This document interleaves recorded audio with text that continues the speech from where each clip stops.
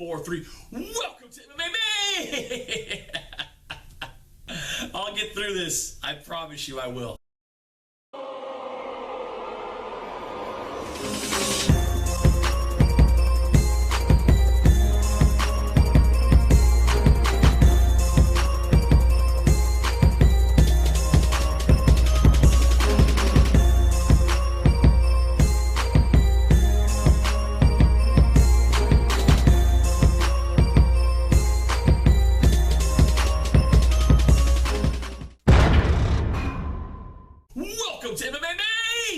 MMA show around the world. My name's Mighty. Thank you for joining me. All 17 of you. I don't know where the rest of the views come from. 17. Hold on. Trolls, haters, exit to your left. Exit to your left. All right. Here we go. Now we can start. Let's do this. Let's go with this past weekend. That's probably a good place to start this because we had fights, right? This past weekend, we had a couple fights. What about Friday night? Bellator. Darion Caldwell. Dude, if you don't know who this is, keep an eye out for him. Undefeated fighter. Beast.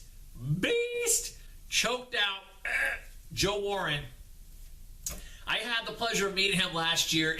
And the co-main event, Fernando Gonzalez, met him too. Same time. Interviewed both of them same time in Temecula.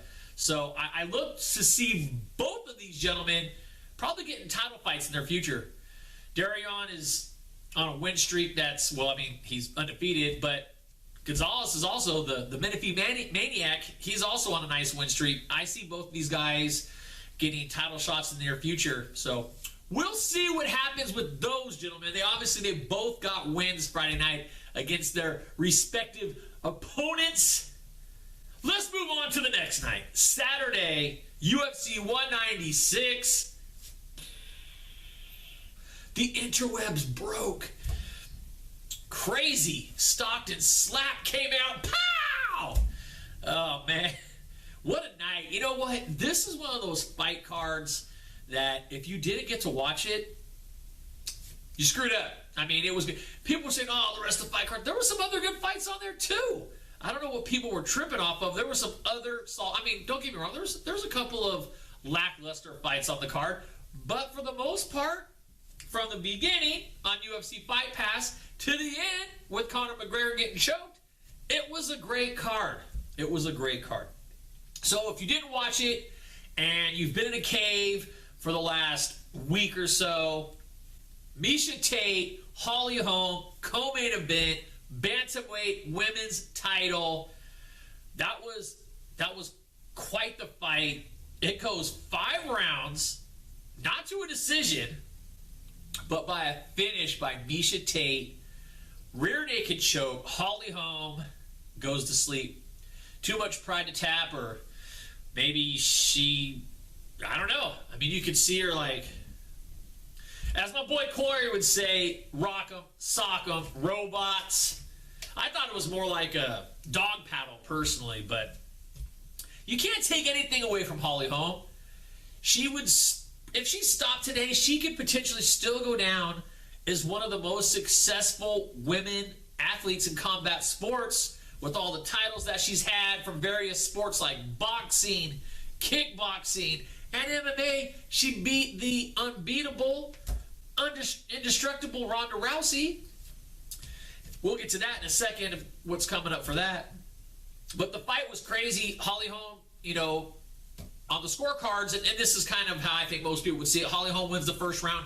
Miesha comes in the second round like a pit bull, gets her down, trying to get a submission, can't get it, but dominates the round, ends up being a 10-8, which I felt it was anyway. Actually, I saw the scorecards from the judges. All 3 judges thought it was the same. And then rounds 3 and 4, Holm gets, she's just keeping her at the end of her striking distance, keeping her out with leg strikes, basically. You know, Miesha's trying to come in, not being successful.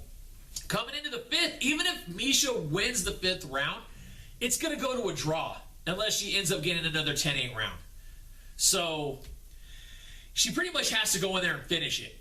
And she comes in and, like she said, I think she said it was like a pit bull on a bone or something like that, or a dog on a bone, not letting go. And that's what she did. She came in, got the takedown, and works the RNC and gets the sub 5th round, and it was close to the end. I think there was maybe 90 seconds left, no more than 2 minutes. if I remember correctly. And no! This is good and bad, right? So she gets UFC gold, and now it's like, Ronda gets first crack, which, it makes sense, I think, right? No? Yes? Give me your thoughts. You let me know what you think. I know Kat Zingano's campaigning for it. I know Holly Holm's campaigning for the rematch. I think, though, maybe Holly Holm against Kat Zingano. Hopefully Holly Holm wins. And the reason why I say this is because regardless, Miesha and Ronda, they fight, right? Whether it's UFC 200 or whatever's coming up, they fight. Regardless of who wins, it's a great storyline, and I think it's a good seller regardless.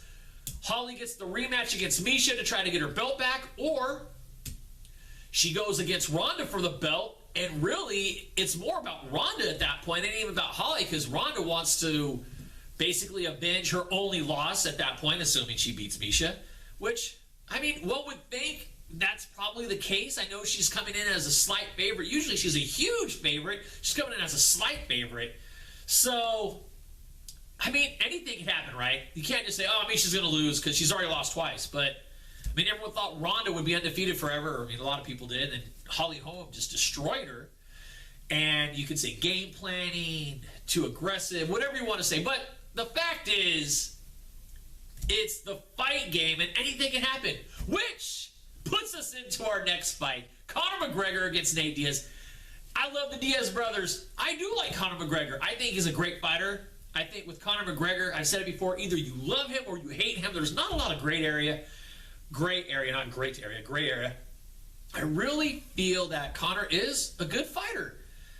Now he's fighting up at 170. He couldn't even make 170. And on a non-title fight, you have a 1 pound allowance, so he could have went to 171. He comes in at 168. Diaz came to 169. Obviously, 10 or 12 days, whatever it was, notice. He's not going to have a camp, yada, yada, yada, right? So, I mean, I thought Conor was going to win. I think a lot of people thought Conor was going to win. The odds makers had him at, I think, 5.5 to 1 favorite. Diaz, though, man, re-nicknamed this guy the Terminator. I don't even know if he has a nickname. I don't think he does. I don't think either of the Diaz brothers have nicknames as far as I know.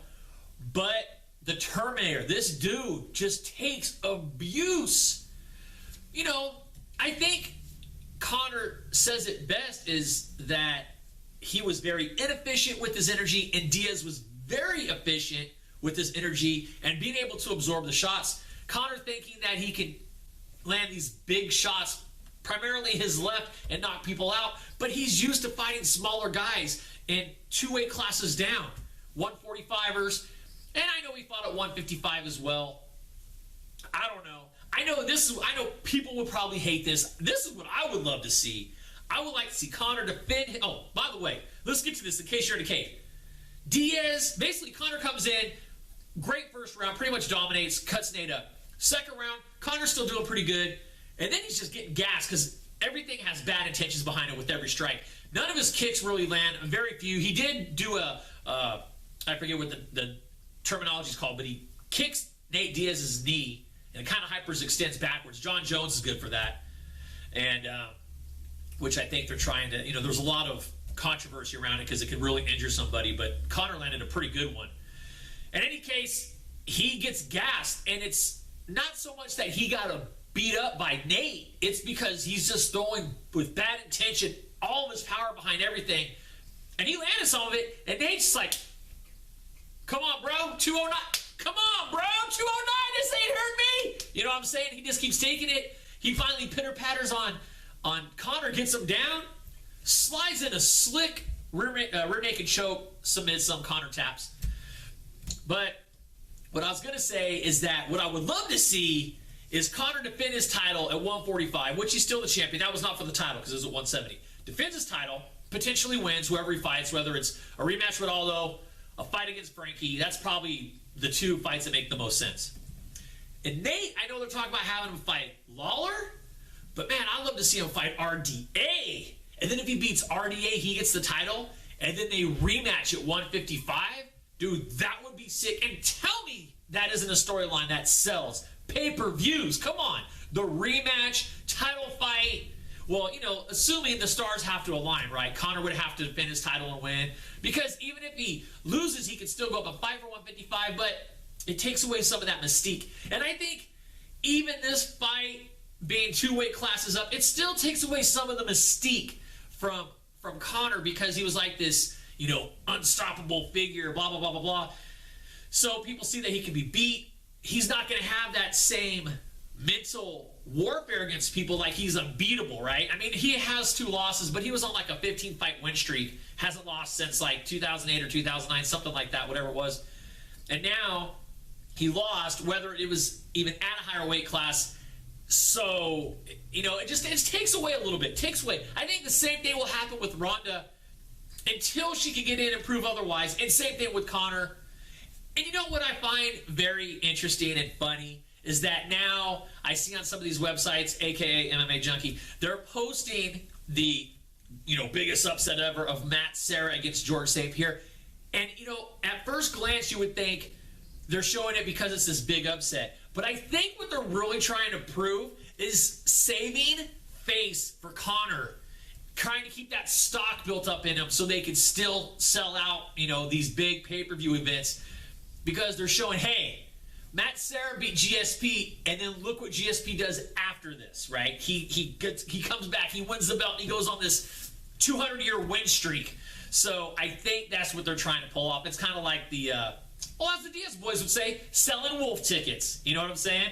That's how it came across to me, but I'm just a jackass. Who knows? I don't know. But tell me what you think about that. Anyways, that was UFC 196. Very interesting. I loved it. My house, we had a fight party. It wasn't huge, 10, 12 people, but we were going insane on both fights. I mean, a lot of casual fans come over, so they only come over to watch the bigger names like, Holly Holm was a big name because of what she did in Ronda, so a lot of people came over to see what she was going to do. And, of course, Conor and Nate Diaz, because we're close to the 209. I'm literally like, a 5-minute drive to the 209. I'm in the 925, but I'm on the edge, right? So 10 minutes, 50, whatever it is. But in any case, it was awesome. It was so fun to watch. All right, I want to touch on this real quick. This has been going around in the news, and it looks like Chuck Liddell and John Jones have this kind of, I don't know if it's a beef or they're just talking trash, but I mean, in a roundabout way, Chuck Liddell is kind of like John Jones's boss. I mean, I know he's not, but you know what I'm saying? So it's kind of weird to see these two guys going at it. I mean, it was like you going into your job and talking crap to your boss. You know what I mean? At bare minimum, a coworker. I just find it kind of inappropriate. Like if Chuck was still a fighter, active fighter, and not in the UFC brass, yeah, it's fine. But I don't know. I just find it almost inappropriate. But I don't know. I want to know what your thoughts are. I just thought it was odd. What else is going on in the news? There's a couple things going on. Chris Lehman, I guess, has a heart condition, and it's going to either delay or prevent his Bellator debut. So that was sad news. Just for the fact, I mean, you never want to see any type of health issues with anybody, fighter, celebrity, whatever it is. So that kind of bummed me out. And GSP, Donald Cerrone knows a guy. If you want to fight at UFC 200, that was another thing. GSP was cage side in Vegas at UFC 196. Conspiracy theorists would think Conor wins, he calls out GSP for UFC 200. I mean, that's a huge fight. Whether or not you think who would win or not, I think GSP would win. But it's a huge fight, right? GSP's return. Conor's on this massive win streak. He came up to win. I mean, obviously none of this happened, so it's irrelevant. But he was there. Why would he come down there? He hasn't been in a fight. He hasn't been in a fight in Vegas in ages. You know, even when he was fighting actively. So why was he there? One would think, call out by Conor. In any case, Donald Cerrone knows a guy, George, if you're looking for somebody, if you want that fight. So I'd watch it.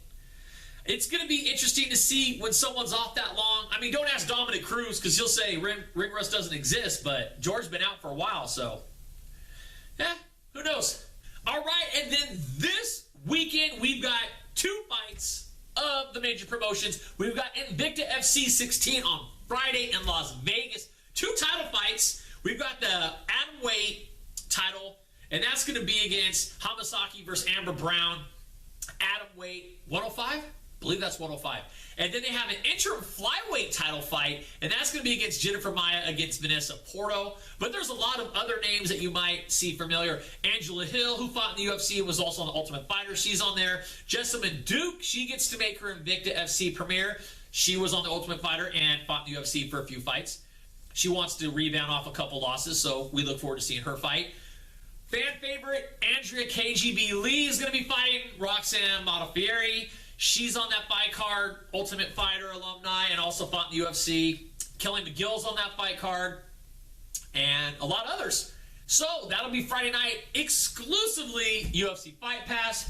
Send me that check, Dana. I'm promoting it. So anyways, the next night, Saturday, World Series of Fighting 29 in Colorado. It is the lightweight title. Justin Gaethje against Brian Foster. Justin Gaethje is the current champion. He'll be defending his title.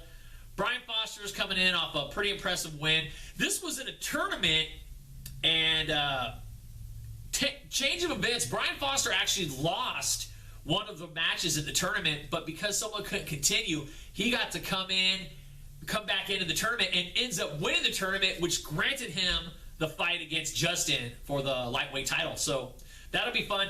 That is free on NBCSN, as always. Enjoy some fights, fight fans, and I look forward to seeing you next week. But, whoa, before you leave, subscribe.